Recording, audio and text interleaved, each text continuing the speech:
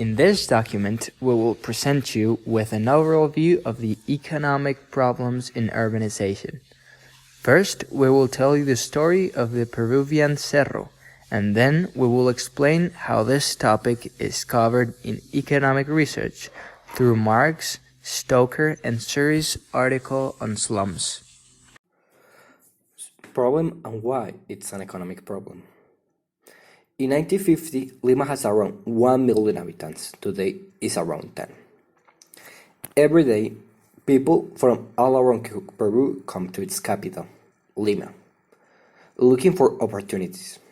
Unfortunately, good land in Lima is scarce and thus very expensive. For immigrants to settle in the capital, they need to build themselves a home in the outskirts of the city, also known as El Cerro. In El Cerro, there is no presence of state. There are no public services, no public good, and little infrastructure. With no light, no water, and very poor health conditions, immigrants that try to seek new opportunities in Peru are forced to live in a terrible state.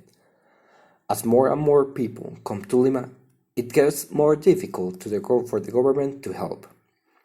So, what could be considered an economic problem? As an economist, economy is the science that studies scarcity problems, and we can see how this is an economic problem. There is a scarcity of resources, land and public services, and the Peruvian government must decide how to allocate them. What are the consequences of this problem for development? The structural problem in this case study is the inability of the state to provide services to ever-increasing population of main cities like Lima. So, what are the consequences? The consequences for development are that unorganized settlements cause extra costs in the production process and in the living costs of the people located in certain places. More resources are needed in transport, health, security, and in education. If people do not satisfy their need for basic goods and services, they cannot work in a productive way for society. We can see the damage of this lack of public goods and services does to development. What does the economic literature tell us about this problem? The urbanization problem is not a new problem. It has been around for a long time, at least since the Industrial Revolution. For several reasons, people may believe living in a slum is better than living in raw properties. But once they arrive in slums, they get trapped in a poverty trap. Benjamin Marx, Thomas Stoker, and Tabnet Surrey in the Economics of Slums in the Developing World studied historical and contemporary facts to argue that the type of poverty observed in contemporary slums of the developing world is characteristic of that described in the literature of poverty traps.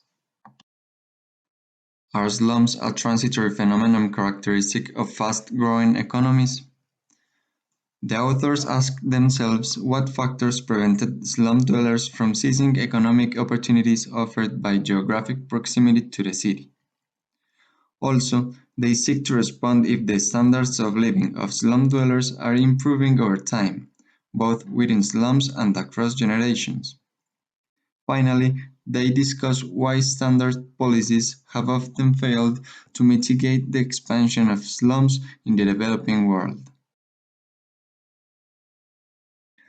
Today's slums pose a problem of a different nature because of multiple market and policy failures, acute governance and coordination problems that hinder investment, and unsanitary living conditions affecting the dwellers' human capital. Life in the slum might constitute a form of poverty trap for a majority of their residents. The very nature of life in the slums make it difficult to achieve improvements in the standards of living through marginal investments in housing, health, or infrastructure alone. Lack of adequate living space, insufficient public goods, and poor level of basic amenities lead to poor levels of human capital. Slums are depressed areas where neither private investment nor government investment has managed to provide sufficient capital to get into the path of growth. Overcrowding and low marginal returns obstacle investment, and the same happens with the augment of coordination failures.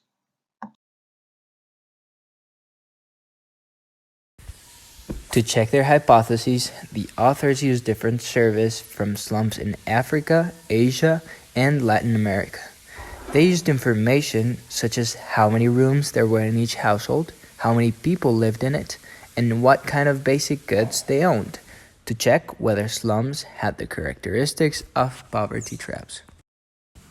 Marx, Stoker, and Sear's article concludes that slums are a form of poverty trap and not a transition process for people to have more opportunities, as viewed by the modernization theory. Slums are considered poverty traps for three reasons. 1. People in slums do not have enough human capital measured by health to enter the labor market. Second, there are no incentives to invest in slums. And third, there exist institutions that do not allow policies to be implemented in slums, such as slums being governed by slums lords through corruption. Their final results are that slums present a policy challenge for governments, not just in terms of housing, but also in terms of a lot of unmet needs. A holistic approach is needed to address housing needs, health and sanitation issues, local governance issues, and private savings and investment in slums. We need a big push in order to make slums worth investing in. But this big push will require a change of institutions and a reversal of a lack of governance.